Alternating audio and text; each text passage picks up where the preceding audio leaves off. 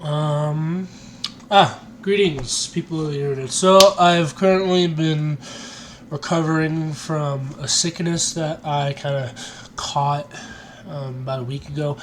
And today I'm going to be doing another ranking video. This time I'm going to be ranking all of the mainline Call of Duty games in order of release, by the way. Give me a second. Yeah, so this is a video that I have been trying to do for the past week now. Every single time I record, I've been sick, and so because today I am better, I am going to actually re-record the video and publish it. Because it's kind of the main reason why I haven't really been uploading a lot of content lately is because I've not only been caught up on things, but I've also kind of been sick. And I planned to do like 3 videos, but unfortunately that kind of wasn't the case. But yeah, so I'm going to be ranking each and every single Call of Duty game in order of release.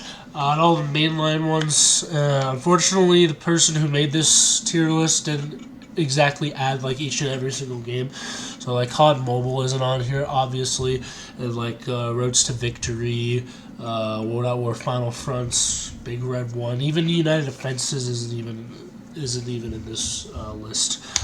So yeah, my birthday actually passed recently, and so I'm currently working on a game. We're working on a video that might release sometime next week, maybe in the following weeks. But I'm currently getting Call of Duty on the Wii. Just bought a Wii very recently, and I'm gonna be just talking about that and all that fun stuff. So yeah, let's get started, shall we? So all of these games, all the way up until Modern Warfare 3, I have played. I also haven't played Vanguard, so unfortunately, this is kind of going to be an incomplete or inconsistent list. So, Call of Duty 1. The place it all began. What do I think of Call of Duty 1? I think it's okay. Alright? The main thing about Call of Duty 1 is that I actually own Call of Duty 1. I own Call of Duty 2 as well. And if I can find it,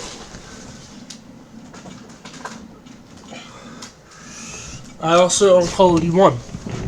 So I do own these games physically, and kind of the main thing that I have been in the process of getting done is content hunting.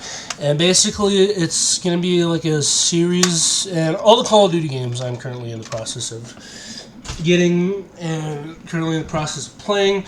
The content hunting is basically where I find a series and I get at least one copy of each and every single entry in that series.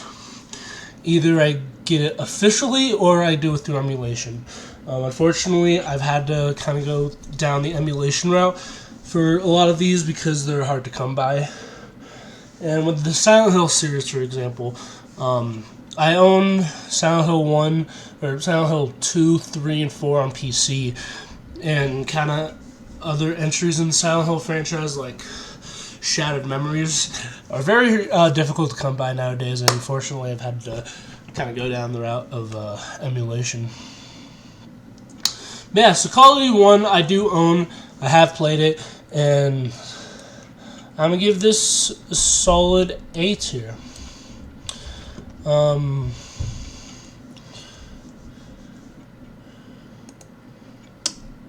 gonna have to delete quite a few of these rows just for simplicity reasons.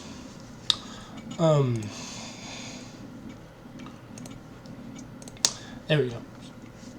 Nice simple A, B, C, D, and F, and never played. So first of all, I put all the Warzone games in the never played because I don't ever see myself playing Warzone. I'm not exactly a huge online Call of Duty player. The only Call of Duty game that I really play online is Modern Warfare 2, Modern Warfare 1, and Black Ops 1. All on Xbox 360.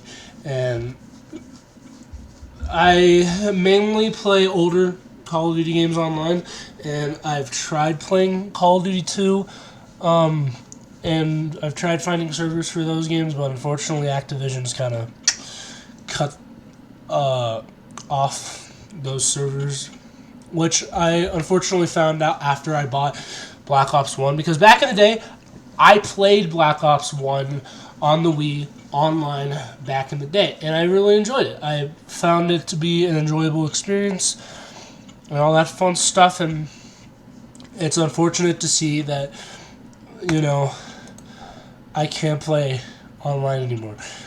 So Call of Duty 2, I'm also going to have to put an A tier. Actually, Call of Duty 1, I would say, is a B tier, because Call of Duty 2 is just like a tad bit better. Call of Duty 3, C tier. It's not a terrible game. I've played it. I own it on Xbox 360. In fact, I own most of the Call of Duty games released for Xbox. I own all those on Xbox 360. And from what I've played of Call of Duty 3, it's an alright game. I've played mainly the PlayStation 2. I've played the PlayStation 2 version. I played the original Xbox version, and I've played the Wii version. All of them basically the exact same. I don't recommend playing the Wii version. It sucks, but that's just because it's on the Wii. But so if you are to go out and buy a Wii game that just so happens to be in the Call of Duty franchise, I do highly recommend you play either Black Ops 1 or Modern Warfare 3, because both of those games support a very specific controller.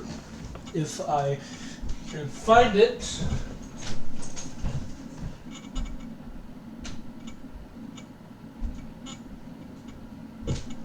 So if you were to have a Wii and you wanted to play Modern Warfare 3 or Black Ops 1, you can play those games with a classic controller. So basically, if you want to simulate, let's say, an Xbox 360 controller or a PlayStation controller, and you wanted to play Call of Duty, but minus the motion controls, you can play with a classic controller. And it's kind of the cool thing about most of the Modern Warfare 3 and Black Ops 1 is that you can play it with standard controls.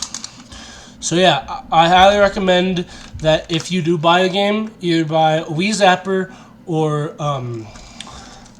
one of these. So so Modern Warfare, I would say Modern Warfare 1 is actually S tier. It's one of the more better games that I have played in the Call of Duty franchise. I love Modern Warfare 1.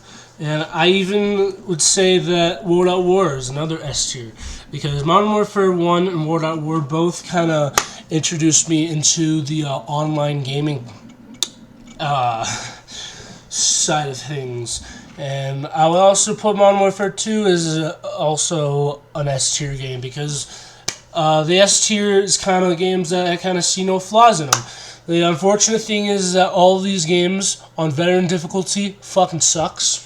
The only game that I can really, if you have never played a game on veteran before, don't. I would say that if you want to go into veteran difficulty, I would highly recommend you start with Call of Duty Black Ops, because Call of Duty Black Ops isn't exactly like the most difficult game to play on veteran difficulty. In fact, this was actually the first game that I had beaten on veteran difficulty. And Black Ops and World at War are kind of up there with my two all-time favorite games.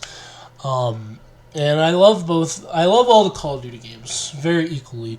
It's just Call of Duty 3 is kind of the weakest one of the bunch. Now, Modern War, Black Ops both have flawless campaigns. Absolutely no problems. Zombies, also not really much problems. Unfortunately, because if I'm putting this into consideration, the whole game has to be flawless for it to be in S tier. Unfortunately, Black Ops 3 would be in S tier if it wasn't for the zombies. Unfortunately, Black Ops 2 Zombies isn't exactly the greatest out there. Die Rise is okay. Nuketown Zombies was alright. Green Mile was fine. And I just think that because Zombies was kind of lacking a bit in Black Ops 2, it was just an okay game. And I would also say that Call of Duty Ghosts would also be in the C tier because despite it having great multiplayer, I love playing Call of Duty Ghosts and playing multiplayer with that as well. Unfortunately, the story kind of forgettable. And the thing is that it's not a flawless game. A lot of people will say, "Oh, Call of Duty Ghosts is an amazing game. Call of Duty Ghosts is the best Call of Duty game out there." No, it's not. Unfortunately, Call of Duty Ghosts is kind of one of those games where it's kind of like a hit or miss. It's great, but it's also alright. And all that fun stuff. And Advanced Warfare, it's kind of also on that. And I might as well put Infinite Warfare. Actually, so Advanced Warfare, I kind of liked a little bit better than Infinite Warfare. I would say that Advanced Warfare was an alright game. I played this game in particular on Xbox 360, and it was fine. I mean, it wasn't like the best game out there. I would just put the C tier, just kind of like the middle of the barrel. It's good, but not the greatest game in the world. Infinite Warfare, I actually kind of think is a bit worse. From what I've played, at least. Like I said, Content Hunter, I'm currently in the process of playing all these games again. I just recently beat Modern Warfare in its entirety, veteran and all, and I'm currently going to be moving on to Modern Warfare 2 soon. World at War, I also just recently beat in its entirety. So yeah, Modern Warfare 2 is kind of up there with what I'm going to be doing next. And Black Ops 3. Once again, okay campaign. I would say the Zombies is a lot better this time around. Multiplayer was alright. It was just kind of like a mixed bag. And World War II, Zombies was absolutely phenomenal. I loved World War II. Basically because I kind of grew up with the World War II era of Call of Duty games. Call of Duty 1, 2, 3, World at War, and all the other ones like Roads to Victory, Big Red 1, World at War, Final Fronts. And because I kind of grew up with the World War II era of games, I kind of found it very sad that they decided to kind of just shy away from that and they moved on to like Modern Warfare and Black Ops. And World War II was kind of like a breath of fresh air.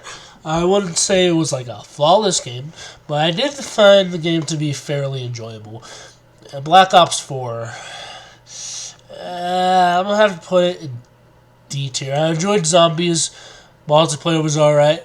The fact that it didn't have a multiplayer was kind of the deal breaker for me. And I would say that Modern Warfare is leagues better than Black Ops 4. The only thing I really liked about Black Ops 4 is that frickin' Emma Shadows from Avenged Sevenfold's in the game, which is why I kind of like Black Ops 2, is because of the very hilarious Avenged Sevenfold cameo at the end of the game, which was actually kind of sad because it had all the members, but the Rev, because the Rev unfortunately passed away a few short years before the game came out. But I kind of found the game to be freaking hilarious because Woods freaking being 95 years old and freaking playing drums on an Avenged Sevenfold song, I thought was freaking hilarious. But Cold War, I think, is... Actually, no. I would think Cold War is mid-tier. Because, like I said, the campaign was alright. The zombies mode, I would say, was kind of lacking. Night Machine and Mauer Tote were kind of the two that I have kind of played the most. But, like, Forsaken and all the other maps that are in, I just think that it's okay. I mean, I find it great that they added Nuketown, and then again, every Black Ops game should have a Nuketown in it. And with the recent kind of speculation that Call of Duty Black Ops Gulf War is coming out, maybe modern day Nuketown, you know? Because I believe the Gulf War happened after Cold War. I don't freaking remember. But yeah, Vanguard, for kind of picking up the pace here. Vanguard, I think, sucks. I think it's F tier. I also think that Modern Warfare 3 is F tier. I played both.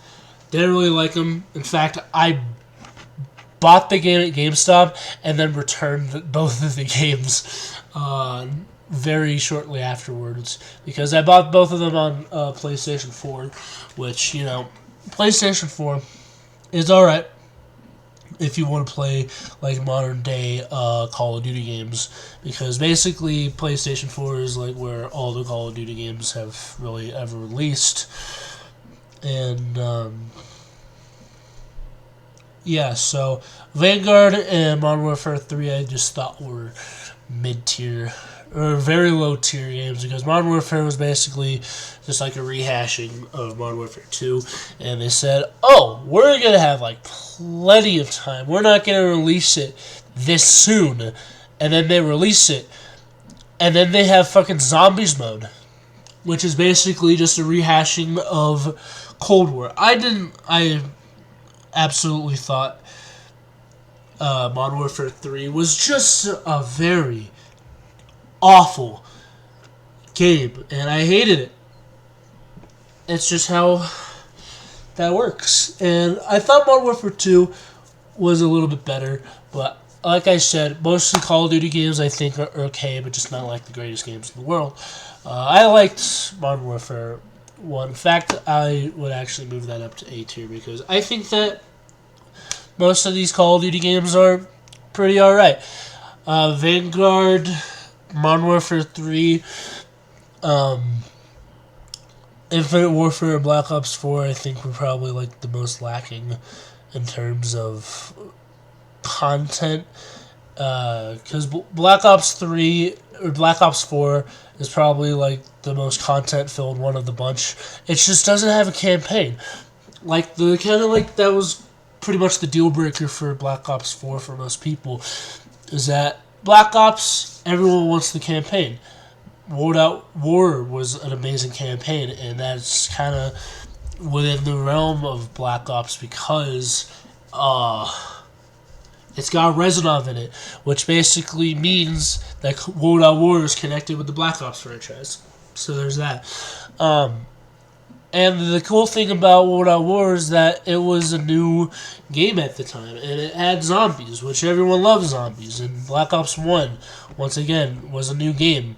And because they were kind of starting off fresh, that's kind of when they were kind of at their peak. And Black Ops 2 was kind of like, everyone was like, oh, okay, I mean, it's alright. I mean, I like the fact that they remastered Origins in Black Ops 3, and I really enjoyed all that, but it was just all that. Yeah, I hope you all enjoyed the video. I'm sorry this freaking took 20 fucking minutes, but I just wanted to get all my thoughts and feelings out there on the Call of Duty franchise, and I hope you all enjoyed the video. I plan to make a lot more content, a lot more Call of Duty videos. Don't worry, Black Ops, World at War, Modern Warfare 2 and Modern Warfare 1 are all on my wish list to do videos on. I might even do a video on Black Ops 2 or Black Ops 3 because I've beaten like most of these games. And yeah, hope you all enjoyed the video. I see ya.